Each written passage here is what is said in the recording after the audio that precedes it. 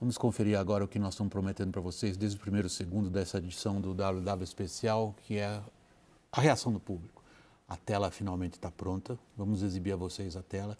Guilherme, você vai narrando a tela para nós, por favor? Claro, Vac.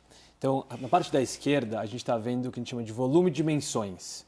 Né? A gente está vendo em termos proporcionais. Qual dos candidatos foi mais falado? Foi Bolsonaro ou foi Lula? Então, no primeiro bloco, a gente está vendo que o Bolsonaro foi mencionado 59%, né, de todas as menções ao debate, foi para o Bolsonaro.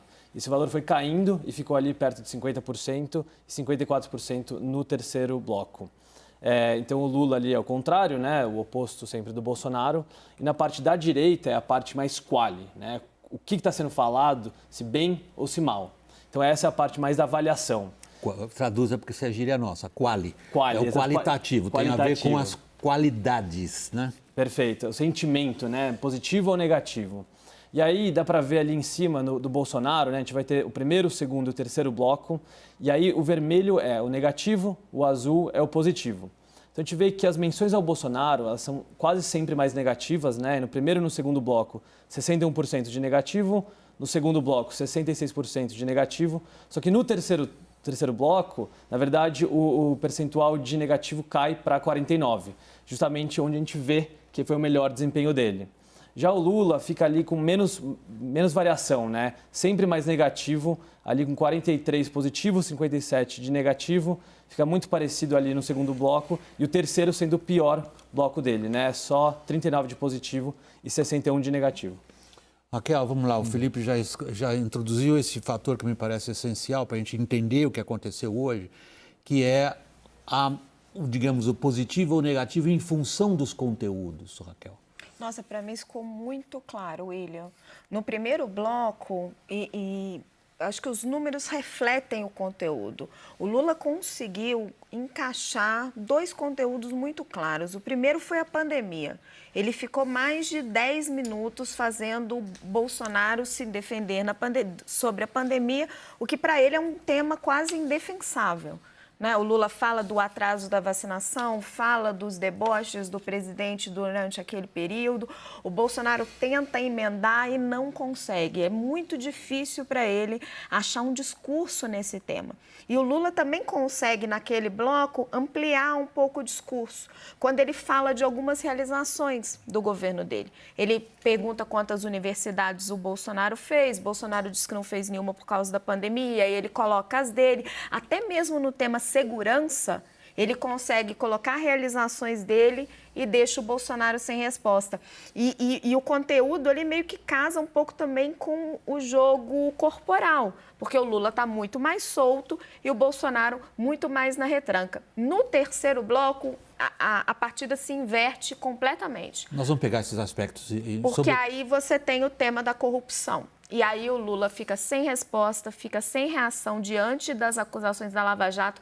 Bolsonaro demora para entrar nesse assunto e o jogo corporal também muda. Bolsonaro acua. Vamos separar. Vamos pegar o que é a linguagem não verbal. Nós estamos no momento na linguagem verbal. Eu queria, inclusive, saber do Guilherme e do Felipe em que medida que isso pega. A televisão é um bicho danado. Em que medida a linguagem corporal passa como conteúdo para o público, Caio? Bom, eu gosto de fazer analogia em debates com luta de boxe. No primeiro round, né, o primeiro bloco, o Lula coloca o Bolsonaro nas cordas. Até a expressão corporal, a mão nas costas, é bem significativo, dá para fazer esse paralelismo. Aquele Lula bate, gesto assim, né, Caio? E fazer em outras comparações, o Lula voou no primeiro round, no primeiro bloco. No segundo, com as perguntas dos jornalistas, há um equilíbrio, muito embora eles não tenham respondido, mas ali o Bolsonaro consegue respirar um pouco. E no terceiro, eu não diria que, comparativamente, no primeiro round, o Lula vai melhor do que comparativamente o Bolsonaro no terceiro. Muito embora no terceiro o Bolsonaro tenha vencido esse round, porque ele consegue até uma questão técnica ali dos 5 minutos a mais para ele fazer uma live, um horário eleitoral gratuito que ele ganha de presente por uma má gestão do tempo por parte do Lula. Então fica um equilíbrio de forças, os números de fato retratam isso, mas o começo do debate, acho que também, dadas as condições do que aconteceu nas últimas 48 horas relacionado ao caso, as declarações do Bolsonaro, do clima com as meninas venezuelanas, ele ele ainda entra no debate abalado, depois ele consegue, de certa maneira, recuperar. E tem a questão do broche do Lula também, que o Lula consegue não tocar nesse assunto, né, das meninas venezuelanas, mas está ali uma estratégia que eu tô também. falando. Ele está passando uma linguagem não verbal. William, posso Exatamente, falar sim. só uma observação sobre a linguagem Qual? não verbal? No primeiro bloco, o Lula coloca a mão aqui meio que desafiando o Bolsonaro fica claramente acuado. No terceiro bloco, o jogo se inverte tanto, porque o Bolsonaro chega e pega na mão no ombro dele várias vezes, e ele fica muito incomodado. É muito clara a inversão nos gestos dos dois. Felipe, não sei se você também, Guilherme, claro, eu vou perguntar a ambos, gosta das analogias com boxe. Eu particularmente gosto, porque cobri boxe no começo da minha carreira. Lula ocupou o centro do ringue no começo. Ele dita a sequência de golpes e ele dita o ritmo da luta. O público pega essas características, digamos, não verbais, a linguagem corporal, as expressões. Por exemplo, Bolsonaro se pendura num pedaço de papel no começo e depois ele cruza os braços atrás. É uma postura de quem se rende. Que pega muito, né? A televisão é um espaço em que essa coisa da câmera muito próxima, né, tem um efeito gigantesco sobre a percepção que as pessoas têm sobre aquela dinâmica. E é interessante, a gente na ciência política gosta de dizer que as regras importam, e as regras do debate importam. Por quê, Vac? Quem começou perguntando no primeiro bloco? Lula. Quem começou perguntando no terceiro bloco? Bolsonaro. Ou seja, quem fez o primeiro movimento conseguiu, de certa maneira, pautar aquele debate, conseguiu fazer com que aquela discussão fosse a mais relevante. E isso faz a diferença, porque quem está respondendo está, de certa maneira, tentando se desviar do assunto. E o Bolsonaro demorou demais a sair do assunto da Covid, quando no final ele troca o assunto. No caso do Bolsonaro, ele faz a mesma coisa com o Lula no terceiro bloco. O Lula demora muito a entender o jogo do Bolsonaro em relação à Petrobras, à corrupção, demora a sair desse jogo e, com isso, acaba dando chance para aquela reta final em que o Bolsonaro fica ali dando soco sem quase defesa nenhuma de Lula. Muito elegante, Felipe. Ele tirou do boxe, pôs no xadrez. Quem joga com a branca faz o primeiro lance. Guilherme. Vac, debate na televisão é uma coisa muito especial porque é sobre linguagem corporal. Né? Tem um caso nos Estados Unidos muito famoso, o primeiro debate televisionado, né, metade da população assistiu na rádio e o outro metade na televisão, o Kennedy e Nixon. E ali foi especial, porque o Kennedy ele era mais bonito, né, enquanto o Nixon suava muito. E aí as pessoas que assistiram o debate na televisão versus quem ouviu na rádio tiveram impressões completamente diferentes. Então, o debate na televisão é muito sobre linguagem corporal. Perfeito, mas isso aí não foi um podcast, isso aí foi um debate televisivo. Nesse caso, seguindo o seu argumento, quem assistiu isso, assistiu vendo, viu o quê? Viu um Lula muito mais tranquilo, né? Como você falou, dominando ali o ringue no primeiro bloco.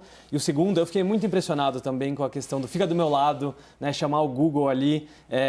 Comparação até nos Estados Unidos, ele até falando da altura dos candidatos para mostrar quem tem mais força e tudo mais. Então eu senti um terceiro bloco ali, assim, muito claro, né?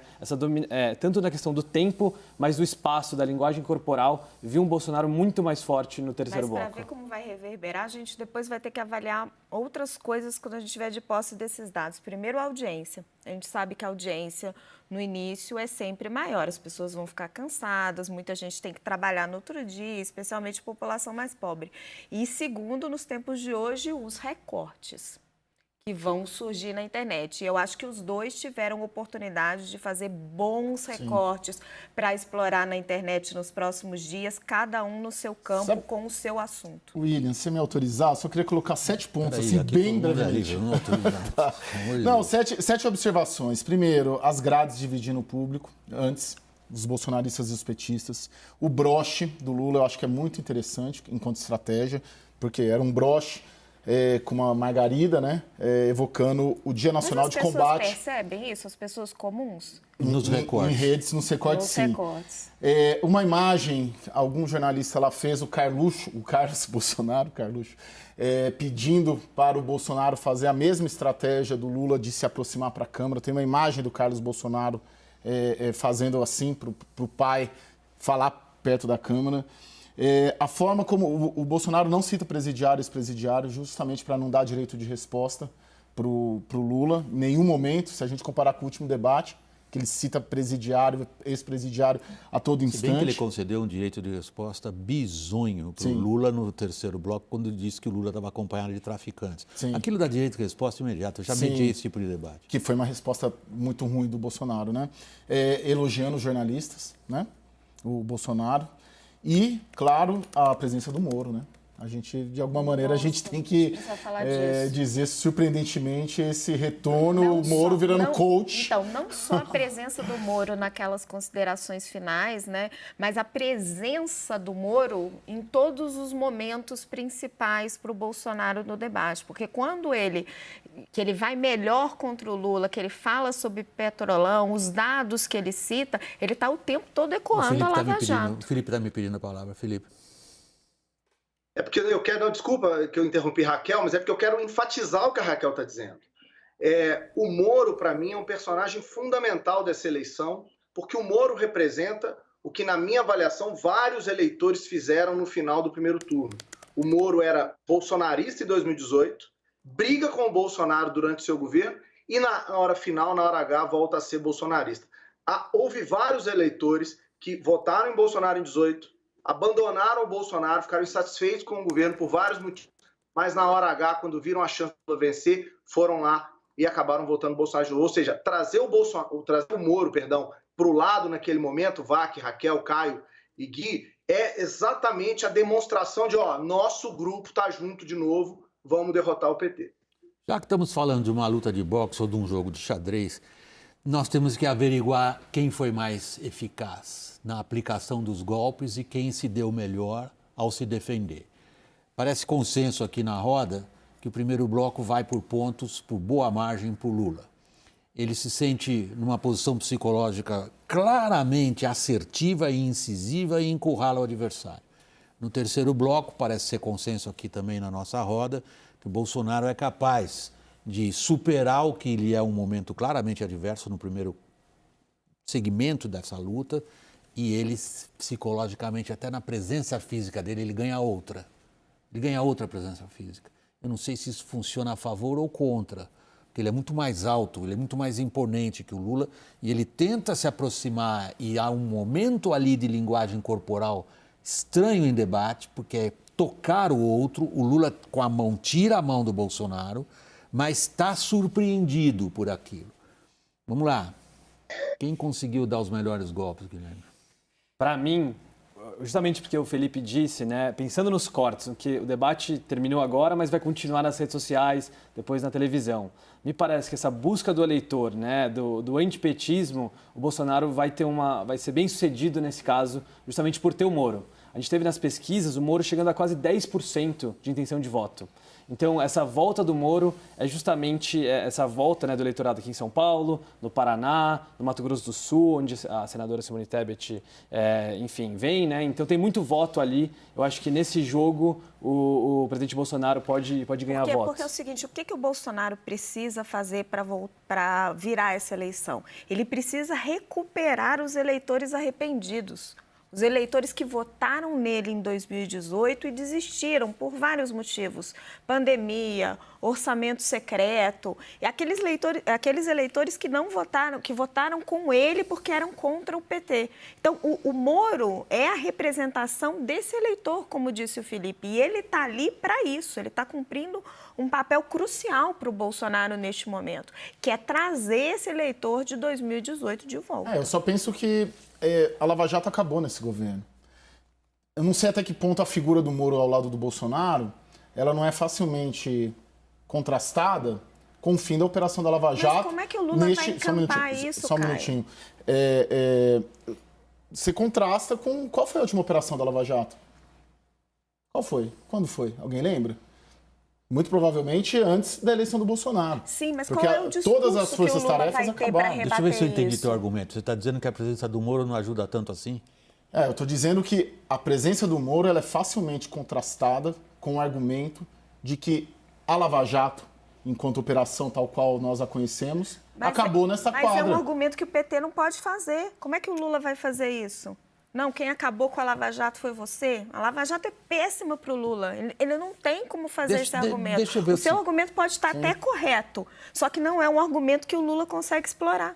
Vocês estão tratando de uma esgrima intelectual. E a minha pergunta é brutal.